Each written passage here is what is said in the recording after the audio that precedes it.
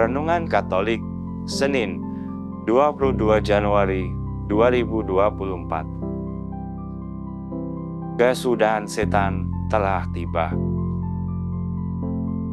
Demikianlah juga halnya kalau iblis berontak melawan dirinya sendiri, dan kalau ia terbagi-bagi, ia tidak akan bertahan, melainkan sudahlah tiba kesudahannya. Markus bab 3 ayat 26. Saudara-saudara, dalam setiap kehidupan sehari-hari kita, peristiwa kesembuhan dari penyakit atau luput dari suatu musibah selalu dihubungkan dengan hal-hal mistis, atau kalau kita beriman maka kita hubungkan dengan penyelenggaraan Tuhan.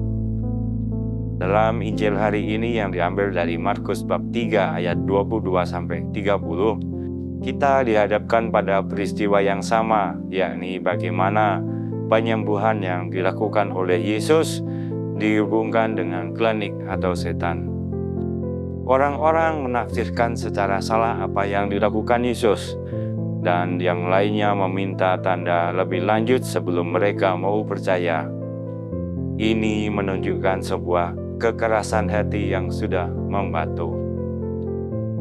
Jawaban Yesus tentang tuduhan orang-orang Farisi itu dengan mengatakan bahwa kerajaan yang terpecah belah tidak akan bertahan, melainkan sudahlah tiba kesudahannya.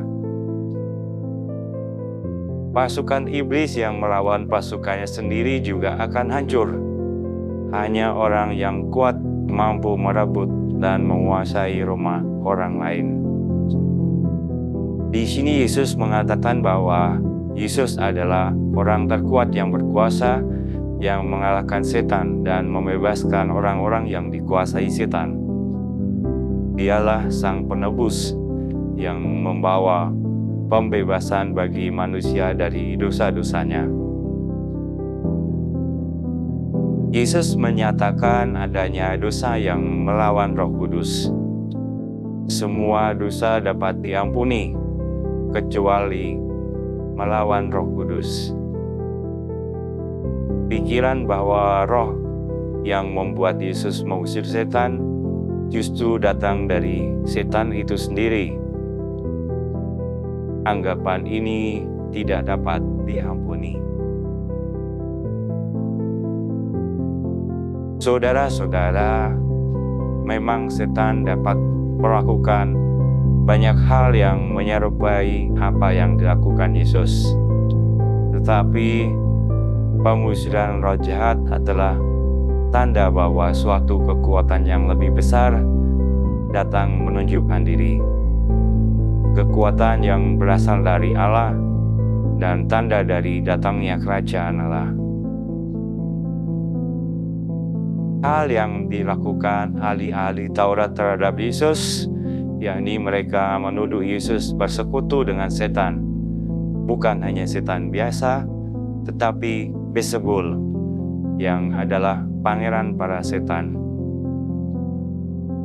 Yesus menjawab tudingan itu dengan menunjukkan sebuah kontradiksi internal dalam pernyataannya, yakni jika iblis bertindak melawan dirinya sendiri, kekuatannya pada akhirnya akan runtuh seperti rumah tangga yang terbagi. Yesus mengusir banyak setan dari orang-orang yang sakit dan membebaskan orang-orang dari kekuatan jahat. Jadi tuduhan mereka itu sungguh tidak masuk akal, dan itu hanya dibuat oleh mereka yang mempunyai pikiran sesat. Kebencian telah merasuki hati mereka. Mereka gagal melihat perbuatan baik yang dilakukan oleh Yesus. Kuasa iblis tidak mampu melawan kuasa Yesus dalam roh.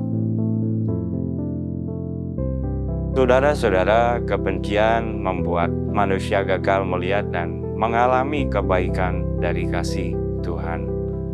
Kebencian pula yang membuat manusia gagal melihat kebaikan sesamanya. Di lain sisi, kasih akan mampu membuat manusia untuk bisa melihat dan mengalami kasih Tuhan. Kasih pula akan membuat manusia mampu menyalurkan kasih dan kebaikan Tuhan kepada sesama. Allah Bapa Maha Kudus, kami bersyukur karena Roh Putramu Kau curahkan kepada kami.